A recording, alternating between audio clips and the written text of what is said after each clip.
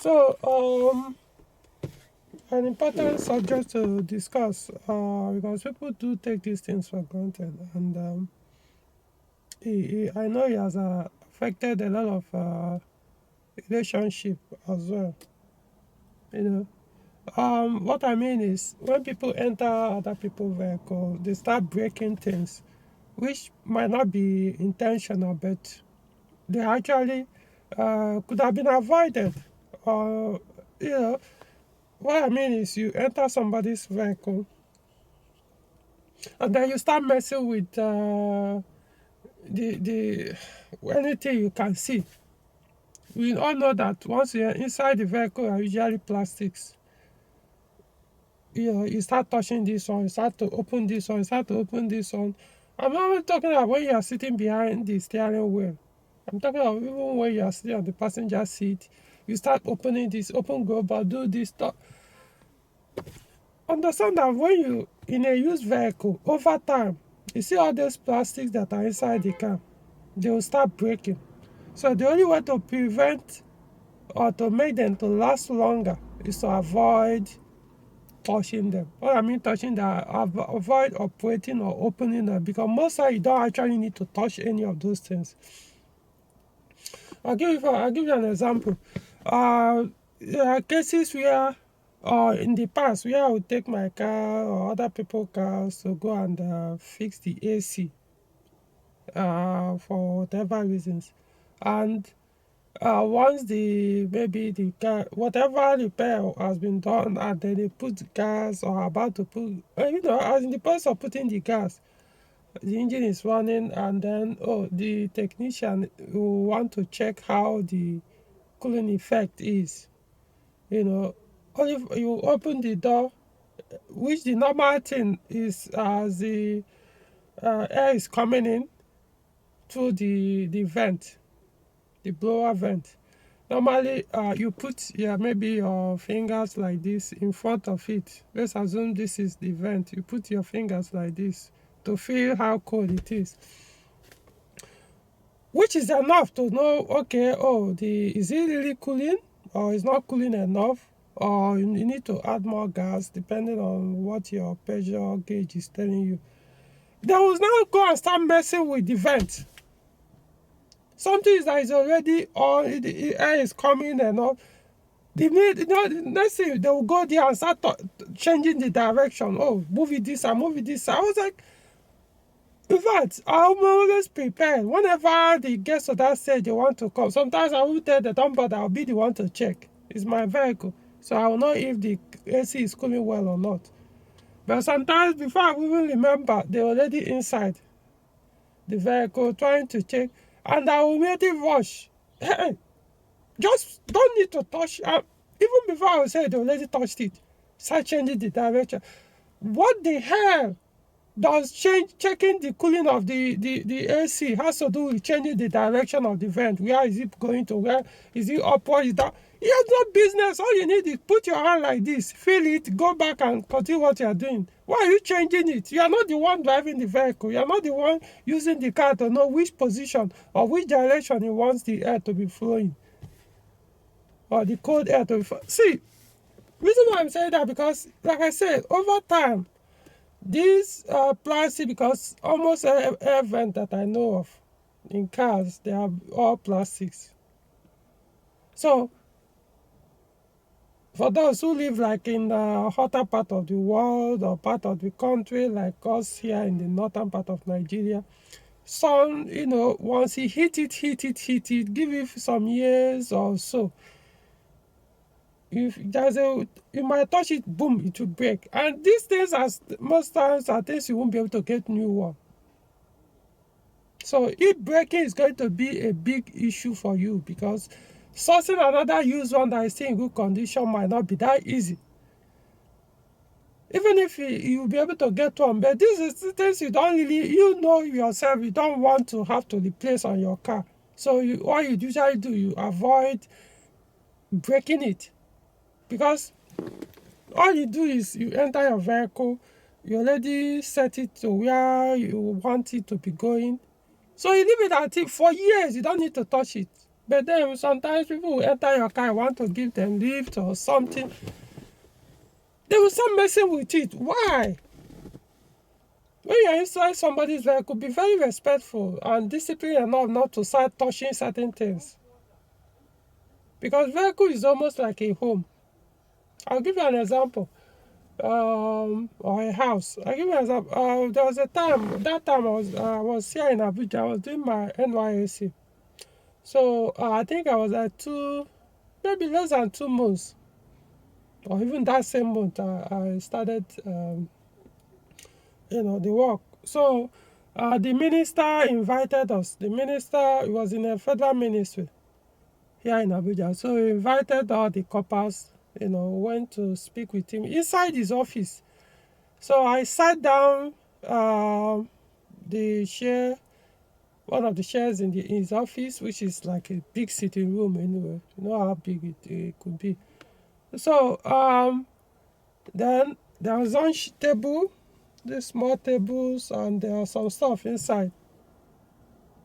So I started touching those things, looking at them, and the man was like, he has actually started speaking to us. But immediately I did that thing, he changed, he focused his attention on me. I said, why are you touching it?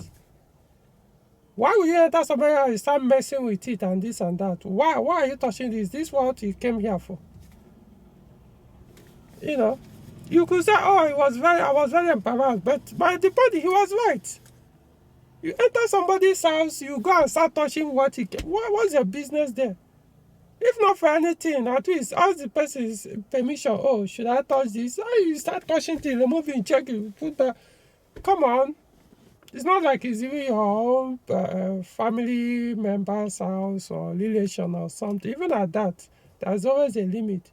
Because people keep things in their houses that is there. They don't want it to be moved to a different place. Leave it as it is. They are already adapted to how they keep those things. So don't go and start touching and changing the position or location of those things. And you may end up breaking them. So back to where I'm saying. So car is like a house to their users.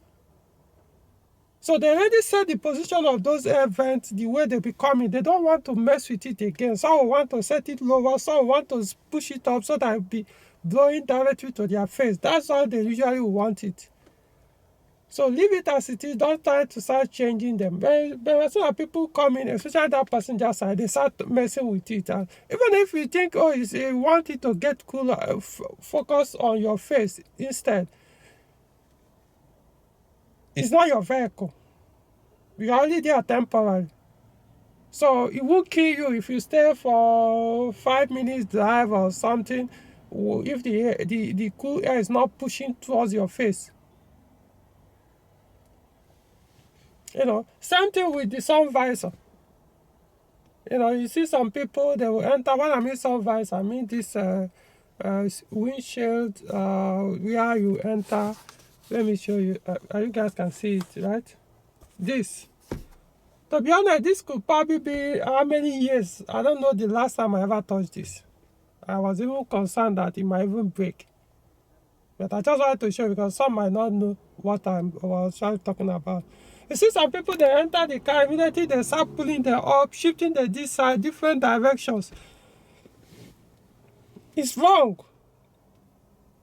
If you are not the owner of the car or user of that vehicle, as in you are not the owner of the car, even if the person gives it to the car for, you borrowed it for whatever it is or however period, do not mess with all these things. You might say, but the purpose of it is for the sunlight, so it prevents sun rays to your eyes. Get a sunshade. That's what I do too. If you pay attention, see almost every time I drive, I wear my sunshade. I have like 2 different or 3 different types. There's one I use mostly if I want to do long journey. I don't know if I have it. Yeah, I actually have it on this car. I need to get more of it and keep. This one, you can see the color is kind of bluish, but not that dark, that much. You know why I use this one? Whenever I'm traveling, I use it because if it's a hot afternoon and you're already hours into the journey, or you spent hours already on the road. Hot afternoon, sun is very, you are looking at the road now, not even sun coming into the car or hitting the windshield or windscreen. On the road itself, the third road itself, you see something like frame, frame, going up as if the roads are burning. So which tends to affect or makes the eye uncomfortable. So most times I don't even need the darker ones. And once I wear this one, see, even at night, I can even wear this one to drive at night. I'm not saying there's a need to wear it when the weather is dark or so. My point is, I can wear it from morning till even night without even having a need to remove it. Because even though it has, it's not that, it's bright, but not that too dark. So it won't really affect me. In that case, I can be able to see very far. There won't be any kind of darkness while looking at the road for hours. So, and those things will not affect me. But you see this thing, this sun visor, even if I pull it down, it will still affect, because it's no longer about the sun hitting your eyes. It's about the road now. You are looking at the road constantly. Those times where after a while, your eyes won't feel comfortable. So these are the reasons why I wear sunglasses sometimes. Some will have different opinion on whether it's healthy or whatever. Some will say it's not good. In case you have accident, this may happen if you're wearing sunglasses. This is not why I'm doing this video. That's your business anyway. But I'm saying, because of my own driving culture or habit, I can't remember, like I said, to be honest, usually when I first buy a car, that I will actually test, check it, maybe after the purchase, to see whether it even works or not. After then, I didn't have any need to ever touch them. So years later, most likely if you go and touch them, it might break. Because like I said, these are plastic, and then if you are living in the northern part of the hotter part of a country or region in the world, give it a few years, you see all these things, like I said, they will start breaking. But the only way to prevent them from breaking is not to bother touching them. Since you don't actually need them, there are certain things in the car you don't need in a vehicle, either inside, you don't actually need them, but they are there, so let them stay there. Even if you need, but it's something you can position and you stay at a particular pace and you leave it like that, Now, you could argue that if you're always using some of those things, touching, moving them, they might not break. Because what may break them to break when they stay in one place for a long time. You could be right.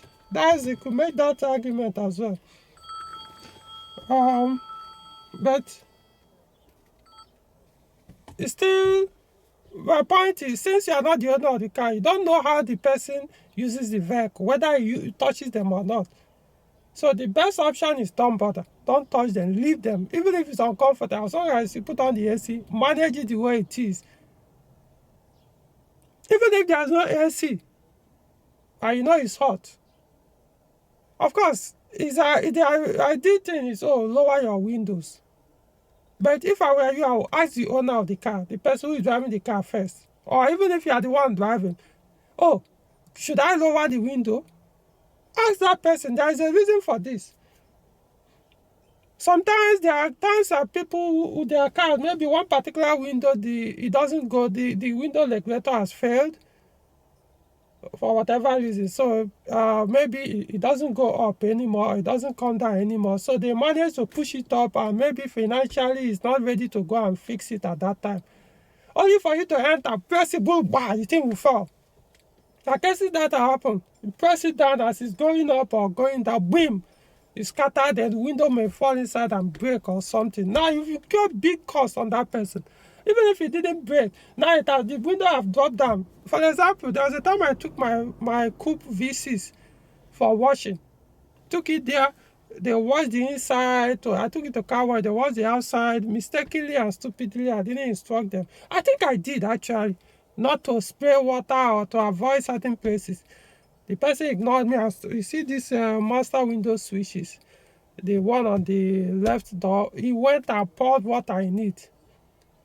So I started the vehicle, I can't remember. I noticed either the window was down or something, but he refused to come up. So the more I tried to press it to come up, it's going down until it got down fully. He refused to come up. It has failed that way. I mean, it and because it's a coupe, so the window switch, that master window switch is different from the saloon or station wagon. It took me weeks. In fact, I eventually had to order it outside Abuja. It was not available in Abuja. So all those things. So even before I got it, I now had to find a way to lift it up. I had to go and buy another window switch that could manage to lift it up, but won't be able to stay here. So I now mount it. Also, I decided never ever to touch that place until I can find another switch, the right one. So imagine somebody borrowed the vehicle from me, or maybe it happened on the passenger side, that's the right side, and the person enter immediately, boom, press it down. It's a big problem, and then rain is about to start. So in that case, the problem is no longer about fixing the window that's now open, but it has pushed water into your vehicle, cause more damage. Ask the person first, so that the person will tell you, oh, no, don't touch that one. Let's lower the other side of the window. Yeah, it might make you comfortable that air is not coming in from the window you are sitting directly on. But like I said, you're on a lift. You're not there to feel that comfort that much. It's not your vehicle. There are certain things. So, I mean, there are cars, for example, 407, 607. Trust me, you see this car, I'm talking about Peugeot, 407, 607. If it's not your car, do not mess with the windows, trying to lower or take them up. Ask the owner.